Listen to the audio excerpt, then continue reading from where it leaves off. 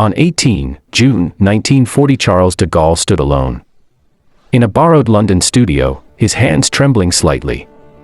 The microphone before him carried not just sound, but the weight of a defeated nation and its future.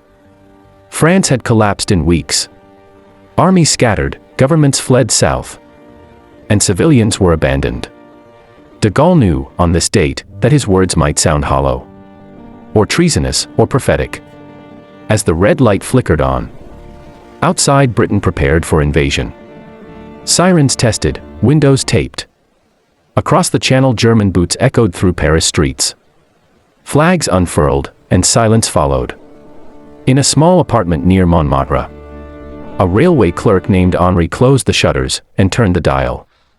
Listening was illegal, dangerous, and yet irresistible, because Britain still stood, and hope clung there. De Gaulle spoke of honor, of resistance, of a France not finished, not erased. For French civilians his voice felt distant, unreal, yet sharper than any Vichy promise. On 22 June 1940, the armistice had been signed at Compiègne, reopening old wounds deliberately. Many wept openly, others stared blankly, as Marshal Pétain promised protection through submission. Britain's refusal to surrender stunned occupied France, and unsettled those craving stability. Some whispered that Britain was selfish, sacrificing Europe to save an empire. Others whispered that Britain was brave, the last wall before complete darkness. In Marseille dockyards, in Brittany farms, and in Lyon cafés, arguments flared quietly. Could Britain survive alone, against bombers, submarines, and an undefeated Wehrmacht? Churchill's speeches reached France through crackling radios, bold words crossing hostile airwaves. Each sentence hardened German resolve, and lifted forbidden French hopes simultaneously. As June bled into July, ration lines lengthened, arrests increased, and listening became riskier. Children learned to be silent. Adults learned coded language, and fear learned routine. Britain's skies darkened nightly, and French civilians imagined flames over London rooftops. If Britain fell, many believed, the war would end, and so would memory. If Britain endured, even scarred, the future cracked open slightly. That uncertainty lived in kitchens, bedrooms, and cellars, shaping every whispered judgment. As de Gaulle stepped back from the microphone, France waited, watched, and judged Britain's stand. In early July 1940, Winston Churchill stood before Parliament. Jaw set, cigar unlit, eyes burning. Across Britain, airfields filled with young pilots. Maps spread, engines tested, and odds calculated. From France, these preparations were imagined, reconstructed through rumor, radio, and whispered letters. On 10 July 1940, the Vichy regime consolidated power. Laws tightened, and choices narrowed. French civilians felt the vice close. As posters appeared, curfews enforced, and neighbors vanished. Yet each evening the BBC slipped through, past static and fear, carrying Britain's defiance. In Bordeaux, a schoolteacher named Claire scribbled notes, dates, phrases, and emotional reactions. She wrote that the English sounded calm, stubborn, almost naive, but alive. On 16 July 1940, German bombers intensified raids on British ports, testing responses carefully. The Channel became a corridor of fire. Ships burned, pilots fell, and reports filtered east. French dockworkers listened closely, counting losses, weighing whether Britain could truly endure. Some cursed Churchill's arrogance, blaming him for prolonging suffering across Europe. Others felt something older stir, a shared history of resistance, of islands and invasions. On 19 July 1940, Hitler offered peace to Britain, an offer wrapped in menace. When Britain refused, French reaction split sharply, relief clashing with dread. In Lille, a factory worker muttered that England had doomed them all. In Toulouse, a priest whispered that England had saved Europe's soul. German authorities watched these moods carefully, arrests increasing after each British refusal. The Battle of Britain began in earnest. Skies filling with contrails, smoke, and loss. French civilians pictured young men dying above Kent, men who refused to bow. Letters from prisoners of war spoke cautiously, hinting that Germany feared Britain's endurance. By 25 July 1940, ration cards tightened again. Radios confiscated, hope criminalized. Still people listened, leaning close, imagining Spitfires climbing, bombers burning, cities holding. Britain became more than a nation, it became a test of meaning. If defiance mattered, if words mattered, if sacrifice still counted. Each British victory felt personal, each loss unbearable, each night uncertain. As summer deepened, France lived in shadow, measuring time by British survival. And somewhere between fear and faith, judgments hardened, loyalties shifted, and futures waited. On 7 August 1940, German bombers rose before dawn. Engines droning, fuel heavy, intent clear. That morning Winston Churchill walked through an RAF operations room. Maps marked, pins shifting, voices tense. Across occupied France, word of the night's raid spread by noon. Distorted, exaggerated, yet gripping. In Rouen, a baker named Luke folded dough slowly, listening to customers argue in hushed tones. Some claimed London was burning beyond repair. Others insisted the RAF was winning the skies. Truth mattered less than belief, because belief shaped endurance under occupation. On 13 August 1940, the Luftwaffe launched Adlerangriff, the Eagle attack, with brutal confidence. French civilians marked the date quietly, sensing something decisive had begun overhead.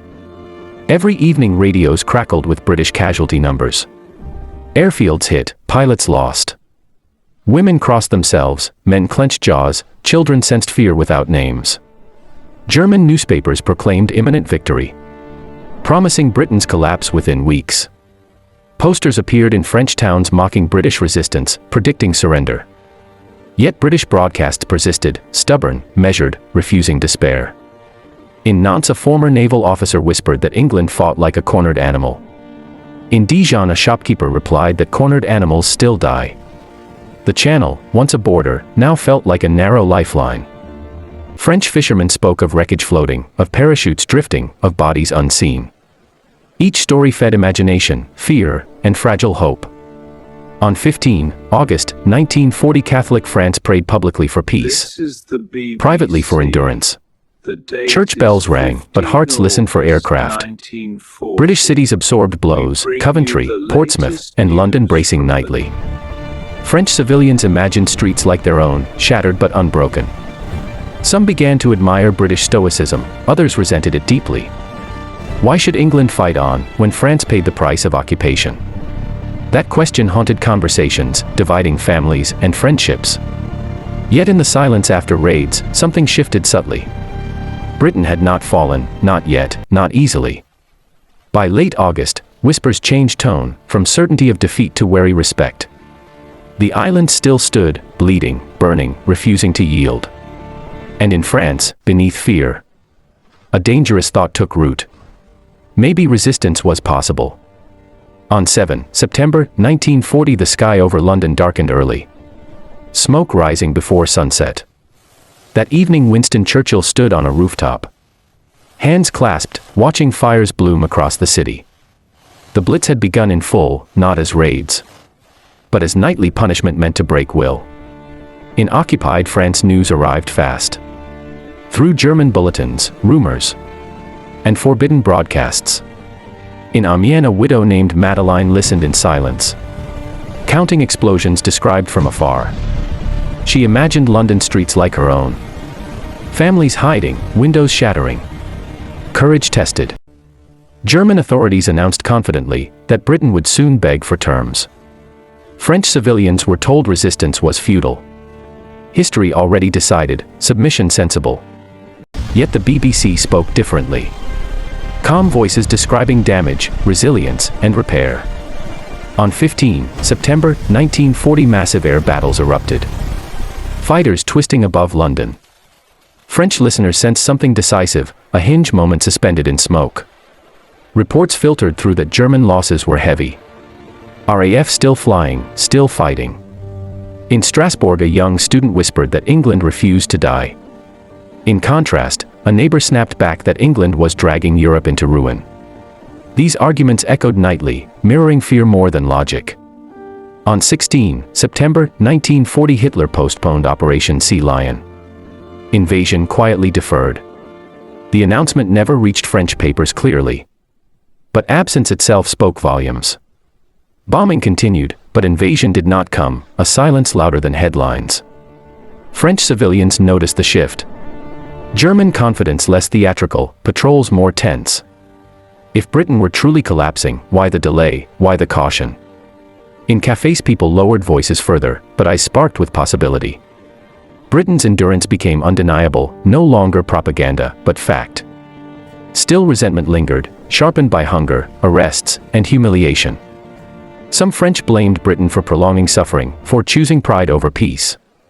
Others quietly admired the refusal, sensing dignity in defiance. On 25 September 1940, ration lines stretched longer. And winter approached cruelly. British broadcasts spoke of rebuilding roofs, clearing rubble, and continuing work. French civilians compared this to their own defeat, swift and absolute. The contrast cut deeply, reopening wounds of shame and anger. Yet from that pain emerged questions, uncomfortable and dangerous. If Britain could stand alone, bruised yet unbroken, what excuse remained for passivity? Resistance was no longer fantasy, it was precedent. As autumn settled in, Britain burned nightly, but did not bend. And in France, beneath occupation's weight, opinions hardened into choices. On 30 October 1940, the nights grew colder. And British fires still glowed on the horizon. In London, shelters filled nightly. Children slept underground. And resolve hardened with routine. Across occupied France, this endurance was discussed quietly, carefully, and with rising consequence. In a village near Tours, a postman named André adjusted his bicycle route, avoiding patrols. He carried letters by day, and rumors by night, stories of Britain still standing. German broadcasts insisted London was finished. Yet the evidence contradicted the claim. BBC reports described factories reopening, buses running, and morale holding under ash.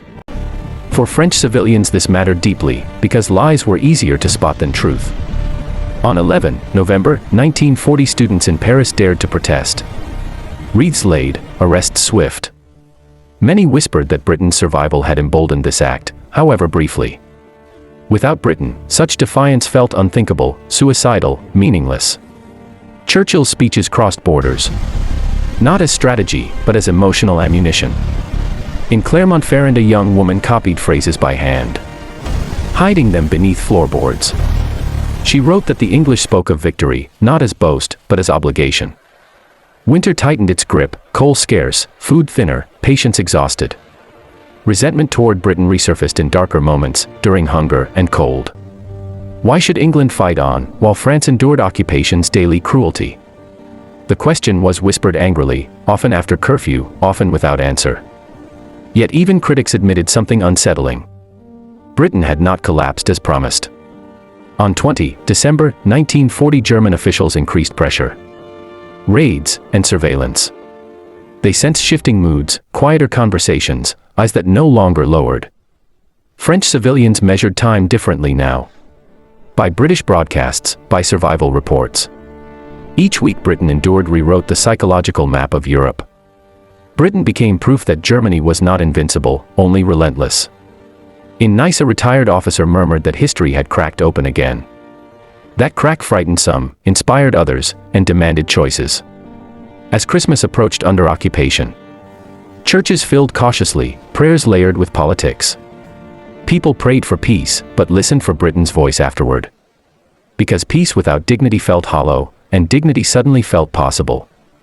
On 25 December 1940, British radio spoke of endurance, sacrifice, and tomorrow. French civilians listened, weighing risk against meaning, silence against action. The war was no longer distant, it was personal, moral, unavoidable. Britain's stand had changed the question, from when the war would end, to how. And in that shift, France's civilians began choosing sides within themselves. On 11 January 1941, snow fell across Europe, muffling streets and hardening resolve. In London, Churchill reviewed reports. Fingers stained with ink, eyes red from sleepless nights. Britain had survived the Blitz. But survival alone was not victory. Merely permission to continue.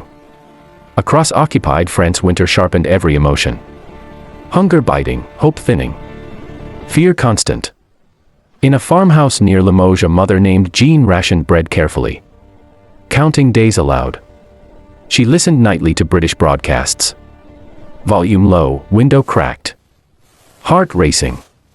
The English spoke now not just of endurance, but of allies, resources, and time. That language mattered, because time was something France desperately needed. On 20 January 1941, German patrols increased again. Sensing an undercurrent they could not see, whispers of resistance cells spread, unevenly, dangerously. Inspired by Britain's persistence. Not everyone admired Britain, resentment still simmered beneath frozen fields. Some French civilians cursed Churchill for refusing compromise, prolonging suffering deliberately. Others argued that surrender only postponed suffering and multiplied its cost. These debates unfolded in barns, churches, and bread lines, always in low voices. On 14 February 1941, British bombers struck German ports. News filtering slowly east. French listeners reacted with shock, and something like grim satisfaction. For the first time since defeat, Germany was being hit back. In Brest, dockworkers whispered that Britain was no longer only defending, but striking. That shift changed tone, from desperate hope to cautious belief. German propaganda worked harder, louder, less convincingly. French civilians noticed contradictions. Dates that did not align, victories that felt hollow. Britain's very survival had taught them how to doubt authority.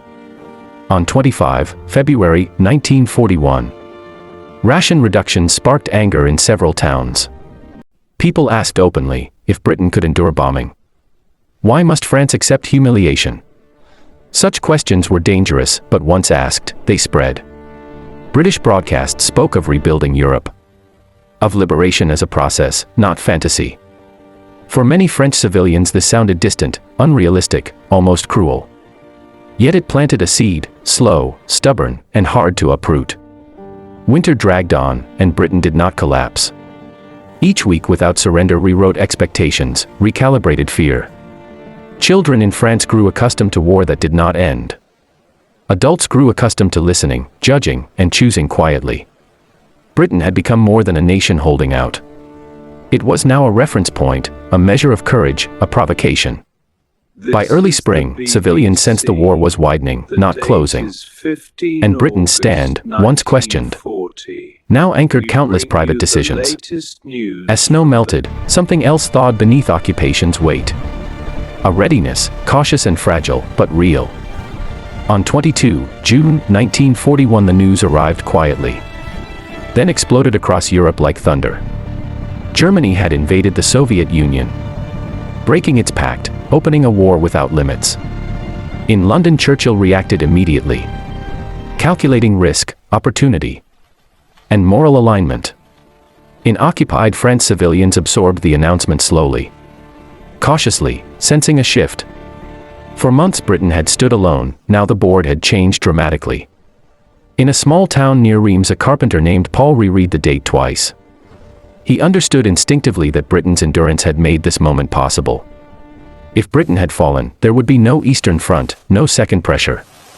French conversations changed tone overnight, urgency replacing resignation. On 25 June 1941, German patrols grew sharper. Officers more nervous, orders harsher. People noticed it immediately, the occupier no longer sounded inevitable. British broadcasts framed the invasion carefully. Not as salvation, but as consequence. Britain had bought time, and time had created new fronts. In Toulouse, a former pacifist admitted quietly that England had been right to refuse peace. Others still resented Britain, accusing it of forcing escalation at civilian cost. Yet escalation was now undeniable, and Britain was no longer alone. The BBC spoke of coalition, of endurance rewarded by alignment. For French civilians, this confirmed something long suspected. Stubbornness had strategic value.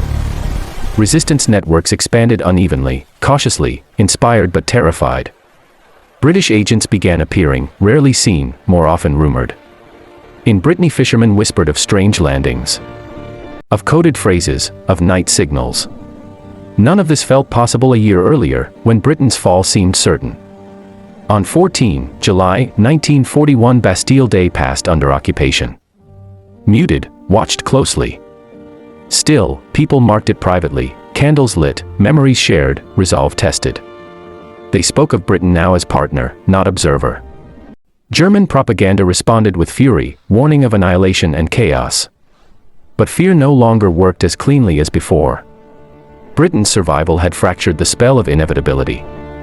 On 7 August 1941, ration shortages worsened, and tempers flared publicly. More civilians blamed Germany openly, less blamed Britain for prolonging war. That shift mattered deeply, psychologically, politically, dangerously. British victories were still limited, costly, uncertain. Yet Britain's refusal to fall had already reshaped the war's moral geography. French civilians sensed that history had turned. Slowly, painfully, but unmistakably. The war no longer felt like a closed room, but a corridor with doors.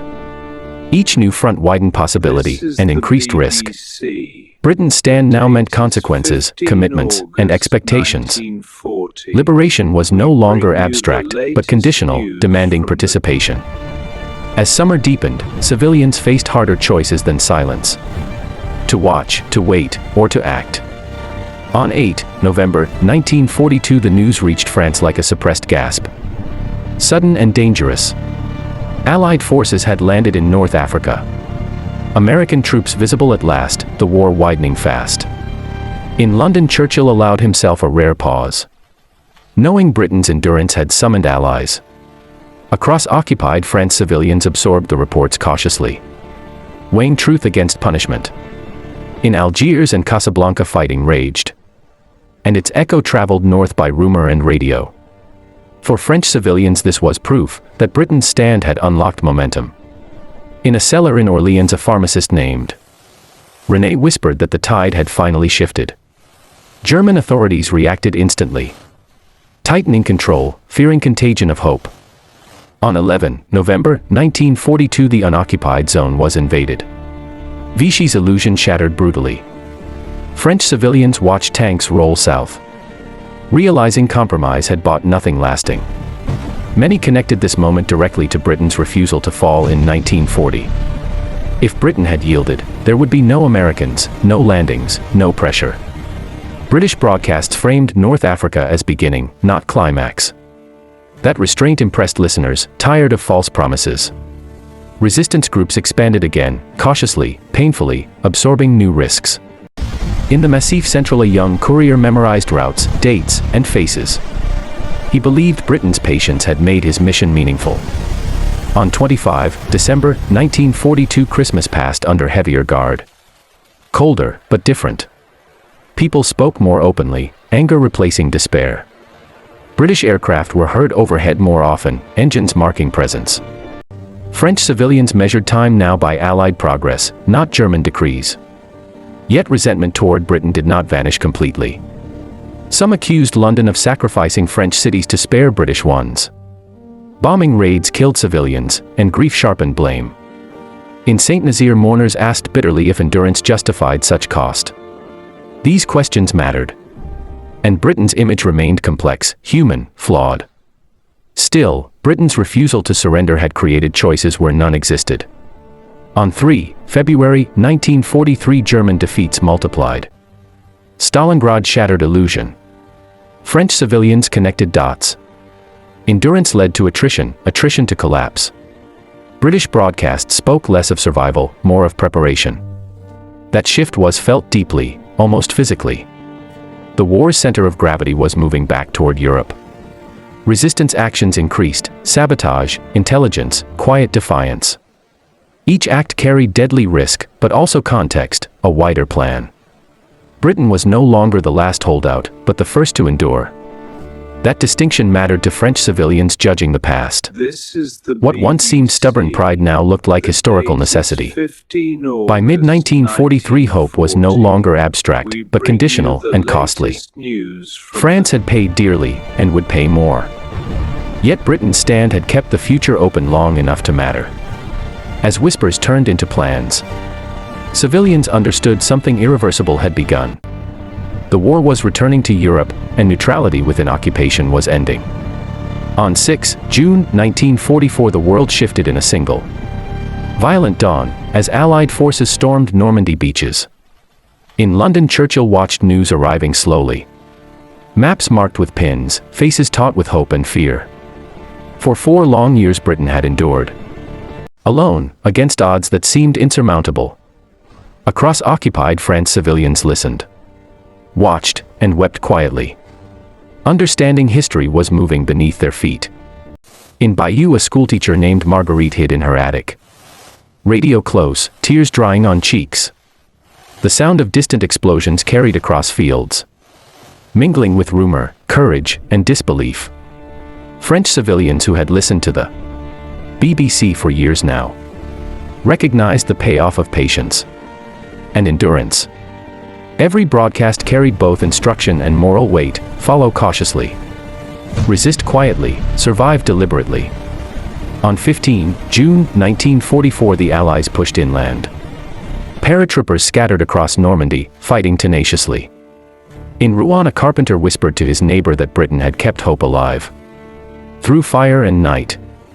Others argued bitterly that their own suffering had been prolonged unnecessarily by stubborn islanders. Yet even critics admitted it was the refusal to fall, to surrender, that had created this moment. Resistance cells coordinated, guided by knowledge and courage, emboldened by Britain's unyielding stand. On 25 June 1944, German counterattacks failed, morale crumbling as Allied momentum grew. French civilians began to see lines of liberation forming. Streets once silent now active with secret messaging. The island across the Channel had become a moral compass, a proving ground for defiance, strategy, and survival. Children who had never left their villages now understood that survival had a price and endurance a reward. Letters carried between towns were read, reread, and memorized. Knowledge precious, time fleeting. On 6 July 1944, the Allies secured Cherbourg, a vital port, proof of Britain's strategic patience paying off. In Bordeaux, voices rose quietly in taverns, a mixture of relief, disbelief, and calculation of next steps. French civilians understood that liberation was fragile, yet the choice to endure, first made by Britain, had allowed it. Churchill's speeches no longer warned, they inspired, connecting civilians, soldiers, and the moral geography of Europe. By mid-July, Normandy's fields were littered with both destruction and possibility, a metaphor France could not ignore. Britain's decision in 1940 to stand alone had shaped every subsequent action, every moral choice across occupied France. French civilians recognized it, debated it, absorbed it in silence, in whispers, in private calculations. The war had returned to Europe, but only because one island refused to yield. And in that refusal, ordinary people in France found the courage to hope, to act, and to survive. On 25 July 1945, the war in Europe had ended. But the echoes lingered, heavy and uneven. Churchill had survived elections, conferences, and the relentless tide of history, weary yet resolute. Across France, civilians emerged from years of fear, shadowed streets, and hushed conversations into tentative light. In Paris, a seamstress named Elise walked slowly down Rue de Rivoli, remembering radios, whispers, and nights spent listening. Every voice, every broadcast, every risk taken now seemed part of a larger narrative, stitched together by endurance. The English refusal to surrender in 1940 had changed everything. The timing of Allied landings, the formation of resistance networks, the moral compass of a continent. French civilians debated quietly what Britain's stubbornness had cost, and what it had saved. In Normandy, fields once soaked with blood were being replanted. Towns rebuilt, families returning cautiously. On 15 August 1945, celebrations erupted as radio broadcasts confirmed Japan's surrender, marking a global end to years of warfare. France exhaled, yet reflection remained. For freedom had been costly, survival complicated, and courage unevenly distributed. In a small village near Lyon, children played where tanks had rolled, unaware of the choices adults had made to survive, to resist, to hope. The moral geography of Europe had shifted, anchored by Britain's decision to stand alone when all else seemed lost.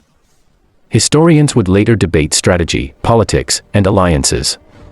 But civilians remembered the human dimension. On 25 July 1945, ordinary people whispered their thanks, quietly, privately, for the island that refused to yield. They recalled nights by candlelight, hands pressed to radios, hearts pounding, waiting for news from London. Resistance had been fragile, exile hard, choices perilous. Yet history had bent toward possibility because Britain endured. In Paris cafés, in country kitchens, in railway stations, stories were told of defiance, of courage, of moral clarity in darkness. French civilians realized the war had been as much about choices as armies, as much about endurance as bombs. And Britain, small, isolated, yet steadfast, had ensured those choices remained possible. The Channel, once a barrier, now symbolized connection, survival, and hope. Every ordinary life in France had been shaped, subtly and profoundly, by the stubborn refusal of a distant island. On 25 July 1945, as summer heat softened rubble and memory alike, France began to rebuild not just its cities, but its faith in courage and in the human capacity to endure. The last holdout had become the first inspiration, and civilians whispered across the nation that history had been made not only in battlefields, but in the hearts of those who refused to surrender.